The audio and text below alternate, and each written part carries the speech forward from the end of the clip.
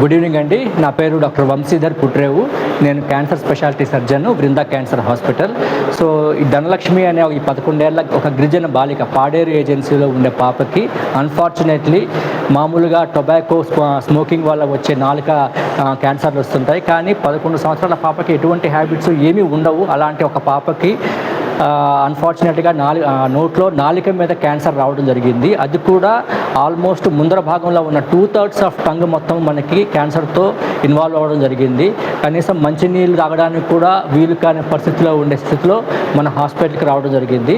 మేము చూసి పాపకు ఆపరేషన్ చేయొచ్చు అని చెప్పి మేము మొత్తం పరీక్షలు అవి చేసి ఆపరేషన్ చేసి ఎక్కడైతే నాలిక మీద క్యాన్సర్ ఉన్నదో ఆ భాగాన్ని మేము తొలగించి దాని ప్లేస్లో కృత్రిమంగా చేతి నుంచి చర్మాన్ని మేము తీసి కృత్రిమంగా ఒక నాలికలాగా తయారు చేసి ఎక్కడైతే క్యాన్సర్ వచ్చిందో ఆ నాలిక భాగాన్ని తొలగించామో ఆ పార్ట్లోని ఈ చేతి మీద ఉన్న చర్మాన్ని మేము అమర్చి నాలికగా తయారు చేసి ఆపరేషన్ చేయడం జరిగింది.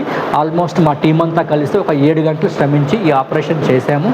ఆపరేషన్ చేసి పాపను మళ్ళీ మేము కాపాడగలిసి ఈరోజు ఈ ఆపరేషన్ ఆల్మోస్ట్ 1 నెల రోజులు అవుతుంది. ఇప్పుడు పాప శుభ్రంగా తన మంతలో తాను మాట్లాడుతుంది, తనంతట తను ఆహారం తీసుకుంటూ ఉంది, అలాగే తన పనులు తాను చక్కగా చేసుకుంటూ ఉంది. సో ఇవన్నీ చూస్తే మేము పడ్డ కష్టమంతా మర్చిపోతాము.